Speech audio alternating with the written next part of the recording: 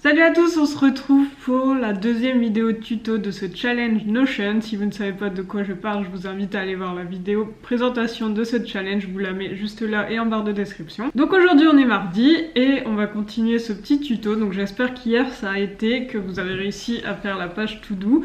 J'ai eu quelques retours et il y a notamment quelqu'un sur Instagram, Marianne, qui m'a dit que ça fonctionnait pas exactement pareil de son côté, et en fait je pense que c'est parce qu'elle était sur tablette, elle n'arrivait pas à faire glisser ses pages vers l'onglet de navigation qui est à gauche dans votre espace Notion, et je pense que c'est parce qu'elle était sur tablette. Donc n'hésitez pas à vous mettre sur PC pour vraiment avoir la même configuration que moi, sachant que moi j'utilise vraiment le site sur mon navigateur web, j'utilise pas l'application, parce qu'il y a aussi une application disponible sur ordinateur, mais je pense que c'est encore différent. Donc n'hésitez pas à vous mettre comme moi sur PC et sur votre navigateur, comme ça vous aurez vraiment la même chose que moi. Donc aujourd'hui on va faire la page projet, donc je pense que ça va être la page la plus complexe à faire, donc préparez-vous. Cette page projet, avant de la faire, vous avez besoin donc de définir vos projets, ça me semble logique. Donc au niveau des projets, comme je l'avais dit dans la vidéo de présentation, il s'agit de choses que vous voulez faire et qui ont un peu une date butoir, vous avez vraiment un but sur la durée. Donc je vous invite à lister vraiment vos projets du moment, et même si c'est des choses que vous voulez faire mais pas tout de suite, vous pouvez quand même les créer et vous pourrez mettre un statut à venir comme moi j'ai fait, je vais vous montrer. Et donc une fois que vous avez listé tous vos projets, vous êtes prêts et on va pouvoir commencer le tuto. Je vais vous montrer donc ma page projet pour vous montrer quelques exemples. Donc moi ce que j'avais mis comme projet quand j'ai créé cet espace, c'est bien éduquer Loki. Donc Loki c'est mon chien, on a pris des cours d'éducation et du coup dedans on retrouve les tâches, c'était de prendre rendez-vous pour les cours d'éducation et après le cours 1, le cours 2, le cours 3, etc. Ensuite, en autre projet, ça je l'ai créé il y a pas longtemps, c'est gagner en visibilité. Donc là c'est par rapport à mes carnets d'organisation que j'ai créés, qu'on voit d'ailleurs ici sur la petite photo. Ensuite ici c'est un projet Suivre l'Académie, donc l'Académie c'est une formation en ligne qui s'appelle la Micropreneur Academy. Du coup j'avais mis tous les modules qui sont à suivre, donc ça j'ai pas encore terminé. Et ici on arrive dans les projets qui sont terminés, donc créer mes carnets, donc comme je vous l'ai dit ils sont sortis début septembre, donc ça c'est fait, donc il y avait vraiment toutes les étapes. Ici refaire le jardin, on voulait vraiment refaire le jardin en entier, donc pareil j'ai listé tout ce qu'il y avait à faire. Ensuite refaire mon site, donc là c'était par rapport à mes carnets, pareil toutes les tâches, refaire toutes les pages, configurer Coissimo, toutes des choses comme ça. Ici c'est une autre formation que j'avais achetée qui s'appelle Content Booster, donc on retrouve encore une fois les modules à suivre.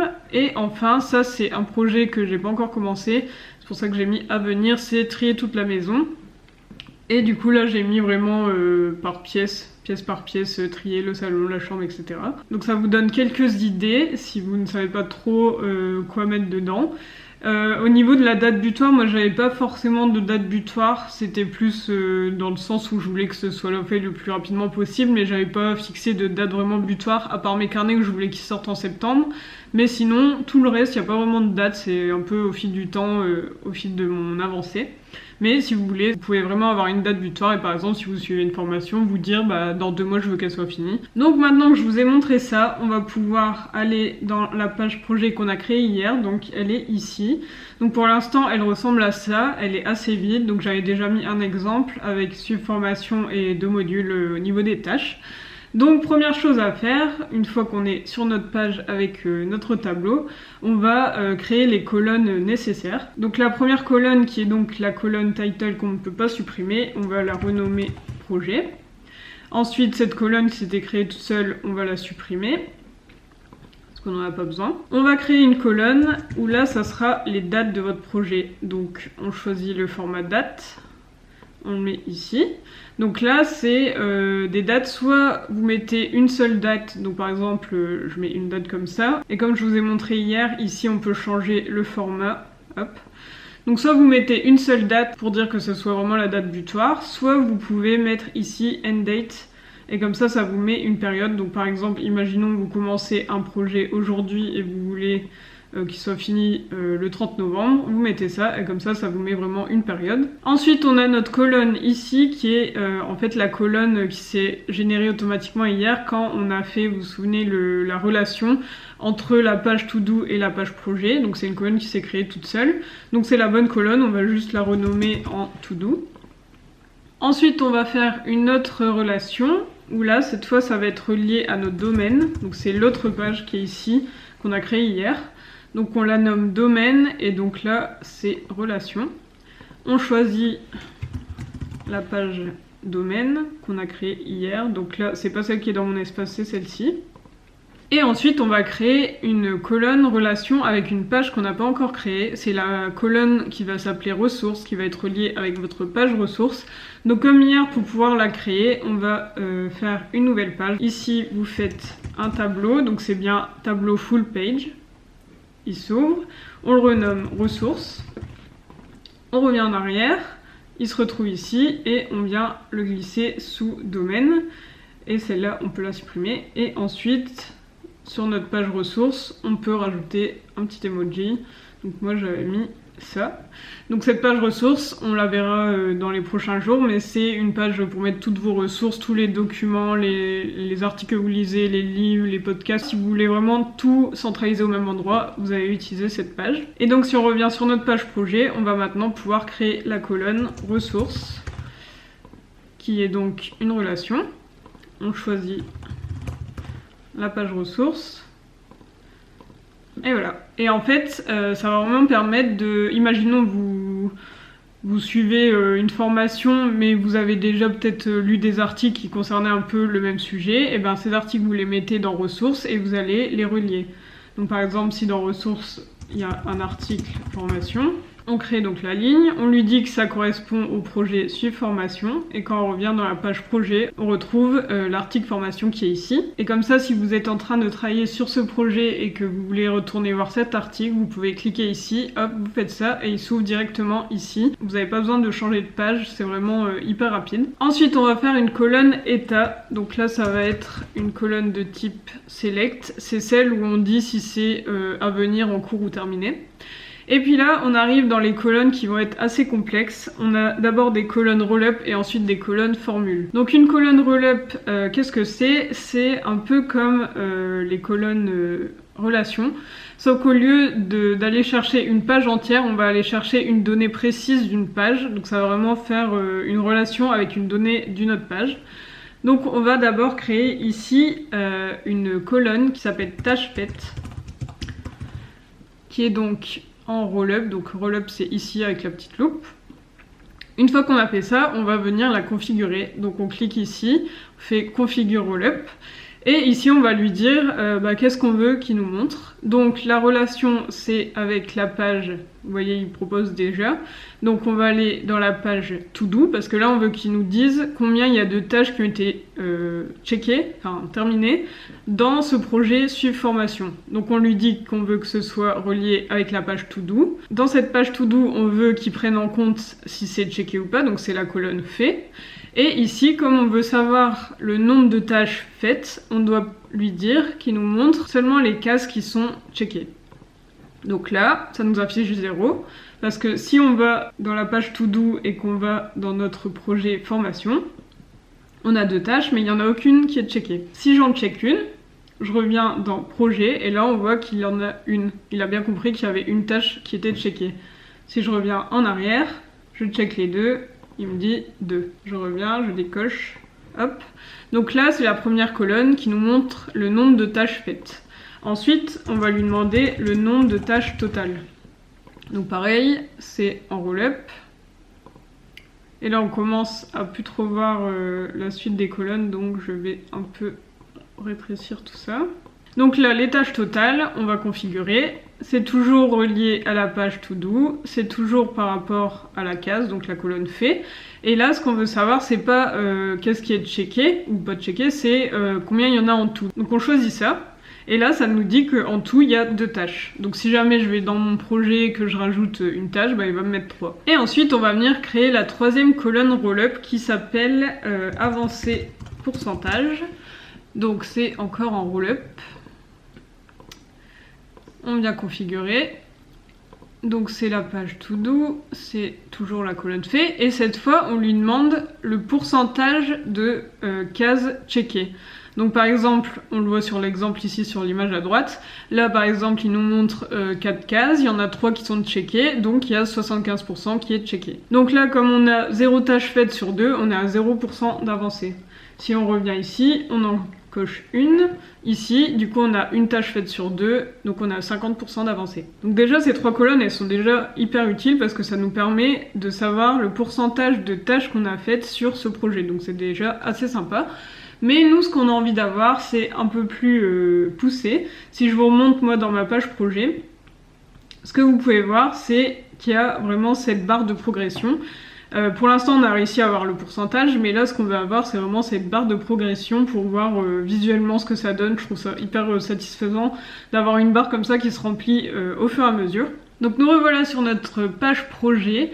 Il nous reste 3 colonnes à créer, donc là ce sont des colonnes formula. Donc les colonnes formula ou formules, c'est des colonnes un peu comme sur Excel quand vous tapez des formules, c'est des colonnes qui permettent de faire ça. Alors c'est assez complexe à prendre en main je trouve, mais vous avez de la chance parce que je vais vous fournir les formules complètes dans la barre de description, donc vous n'aurez même pas besoin de réfléchir à comment ça fonctionne. Donc on va créer la première colonne formule qui s'appelle avancée barre. Donc là c'est vraiment pour avoir l'avancée qu'on a ici mais sous forme de barre. Donc on choisit ici formula, on va venir éditer la formule et donc ici vous allez pouvoir taper la formule ici. Donc comme je vous disais, moi je vous l'ai déjà préparé, je vous l'ai mis en barre de description, il y a 3 formules à rentrer, je vous mets les 3 dans la barre de description. Moi je les ai mises ici, comme ça j'ai pas besoin de chercher.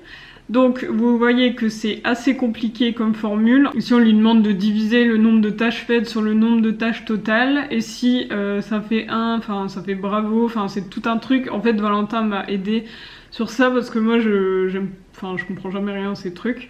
Mais Valentin il avait beaucoup moins de mal que moi donc il m'a pas mal aidé pour créer ça. Donc ici on a cette formule qu'on va venir copier. Et on va venir la mettre dans notre petite... colonne avancée barre. Donc on la colle ici, on fait done et là vous voyez que ça a créé la petite barre qu'on voulait. Si je reviens ici et que je coche les deux, et ben du coup ici on arrive à bravo. Donc en fait quand on est à 100%, moi j'ai configuré pour que ça s'affiche comme ça, bravo. Et si on revient en cocher qu'une seule, du coup on a notre barre qui est remplie à 50%. Et si jamais vous voulez changer le bravo, c'est ici, vous voyez, bravo, et vous pouvez changer pour que ça mette autre chose. Et c'est pareil pour les petites cases, si au lieu d'avoir des cases noires et des cases blanches, vous voulez des emojis ou d'autres symboles, vous pouvez changer, il faut juste changer là entre les guillemets ici et entre les guillemets ici. Ensuite on va lui demander encore une autre colonne formule, où là c'est avancée barre, plus le pourcentage, parce que moi je trouvais ça sympa d'avoir la barre plus le pourcentage qui s'affiche derrière. Donc c'est encore une formule. Je vais chercher la formule correspondante, donc c'est ici. Hop. Je la mets ici. Tac. Et voilà, donc là on a la même barre, mais on a ensuite le pourcentage exact qui est ici, qui se met là. Donc comme ça, parce que comme les barres c'est pas tout à fait exact, vu qu'il y a 10 carrés, donc si par exemple on est à 55%, bah, ça s'affiche pas, c'est pas vraiment précis. Bah, du coup là au moins on a le pourcentage précis qui s'affiche après. Et enfin la dernière colonne à créer, c'est la colonne qu'on va garder au final, ça va être la seule de toutes ces colonnes là qu'on va garder affiché, ça sera vraiment le résultat final qu'on veut. Et en fait cette dernière colonne c'est vraiment un détail, c'est juste si jamais on est à 100%, en fait là ce que vous allez avoir c'est bravo plus le 100% et moi j'avais juste envie d'avoir bravo et pas d'avoir le 100% à côté. Donc j'ai créé encore une formule pour ça, c'est vraiment un détail, si jamais ça vous va, vous n'êtes pas obligé de créer cette colonne. Donc on va venir créer la colonne avancée qui est donc une formule. Je vais chercher ma formule ici.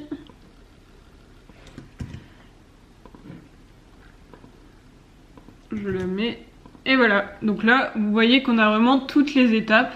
Ici, c'est le nombre de tâches faites, les tâches totales, l'avancée en pourcentage. Là, on a la barre ou le bravo. Ici, on a le bravo plus le pourcentage. Et ici, on a le résultat final qu'on veut vraiment voir s'afficher. Et si je vous montre en mode on a fait la moitié, et bien du coup ça donne ça. Donc voilà, là on a fini de créer toutes les colonnes qu'on veut. Donc maintenant qu'on a tout ça, on va pouvoir cacher celles qui nous intéressent plus, dont on n'a pas besoin. Donc on va aller ici dans les 3 petits points, propriété et on va garder vraiment que les choses qui nous intéressent. Donc moi ce que j'ai mis c'est de garder donc projet, date, to do, domaine, ressources, l'état qui est ici et ensuite tout ça on va cacher et on va garder que l'avancée qui est donc comme je le disais l'affichage final qu'on veut garder. Comme ça on n'a plus que ces colonnes là, on va pouvoir les agrandir un peu. Et dans la colonne état il nous reste juste à créer les étiquettes, donc moi j'avais fait à venir, en cours et terminé. Changer les petites couleurs.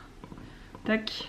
Et ça, cet état, c'est à vous de le faire manuellement, c'est-à-dire que là par exemple je suis à 50%, mais c'est bien à moi de lui dire que c'est en cours, c'est pas un truc qui va changer automatiquement. Donc notre tableau est fini, maintenant on va pouvoir créer la vue galerie, parce que comme vous le voyez, moi dans ma page à moi, ça s'affiche de cette façon.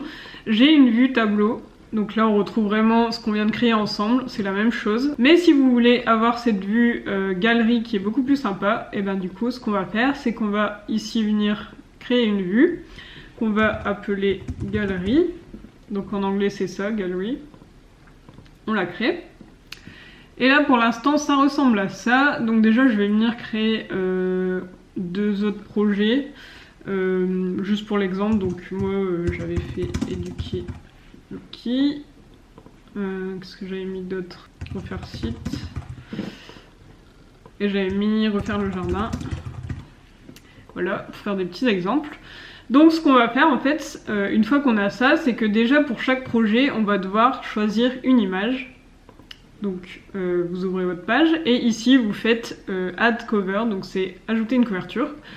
Donc là vous avez des couvertures par défaut, mais si vous faites change cover, vous pouvez en avoir d'autres. Donc soit vous avez celle-ci, soit vous pouvez uploader directement des images que vous avez sur votre ordinateur. Vous pouvez mettre le lien d'une image sur internet. Et moi ce que je fais à chaque fois c'est que j'utilise Unsplash qui est donc une banque d'images libre de droit. Et là pour cette page suivre formation, je vais taper work. Et comme ça j'ai des images un peu sympas de personnes devant leur ordinateur. On peut repositionner un peu comme on veut. Voilà. Ensuite, on revient en arrière. Donc là, on a une image qui est mise, mais pour l'instant, on la voit pas encore. Donc on va faire ça juste après. On choisit une image ici. Donc on ajoute une couverture. Là, on va mettre un chien. Donc moi, j'ai mis celle-ci. Que j'avais repositionné comme ça. On revient en arrière. Le site, on va mettre... web. Tac. Ce sera pas exactement les mêmes photos que sur mon espace à moi, mais c'est pas gênant, c'est juste pour l'exemple. Pour les images, je vous conseille d'écrire les mots en anglais parce que vous aurez beaucoup plus de choix. Voilà, on a mis nos images. Après, vous pouvez venir mettre des petits emojis. Bon là, je vais mettre ceux qui me proposent par défaut. Et donc maintenant, si on veut avoir les images qui s'affichent ici, on va aller dans les propriétés. On va lui dire que ce qu'on veut voir en carte preview, c'est pas le contenu de la page, c'est la couverture de la page. Donc là, vous voyez qu'on voit bien les images qu'on a ajoutées. Et au niveau de la taille, bah c'est comme vous voulez, vous pouvez mettre small, vous pouvez être medium ou large. Moi j'avais mis large.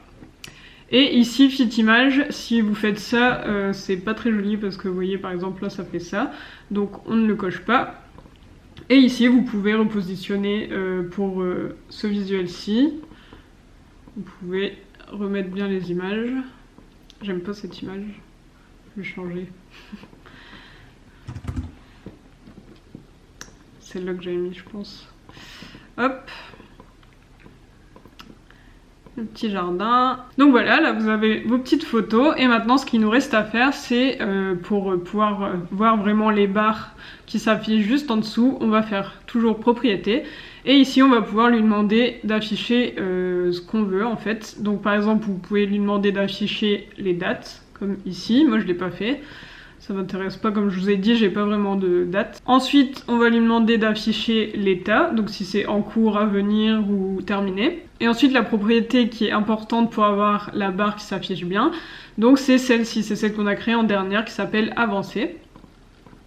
Et vous voyez que là on a bien le nom du projet, si c'est en cours, à venir ou terminé, et la barre de pourcentage. Donc après vous faites vraiment comme vous voulez, vous pouvez changer l'ordre, par exemple il me semble que moi j'avais fait comme ça, vous pouvez mettre les dates, vous pouvez mettre, mais ça va pas être très joli, les domaines, les ressources et les to-do qui sont reliés, en fait les tâches, mais c'est pas forcément joli donc moi je l'avais pas mis. Et enfin la dernière étape c'est juste que quand vous ouvrez vos projets comme ça, ici il y a beaucoup trop de choses, c'est pas très joli.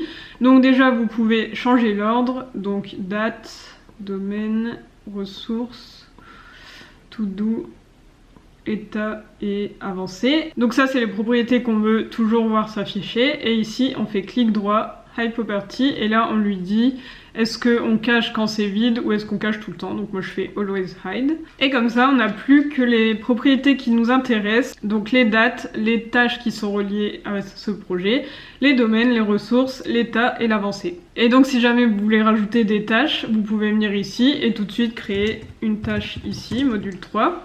Vous faites créer un new page module 3 in to do.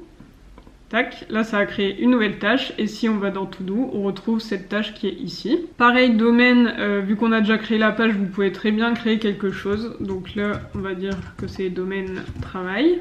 Donc créer une nouvelle page travail dans la page domaine. Et ressources, on peut imaginer qu'on a un autre article qui nous intéresse, on peut le créer ici. Et comme ça, si on va voir dans notre page domaine, on retrouve le domaine travail que je viens de créer, et dans ressources, on retrouve article formation 2 que je viens de créer.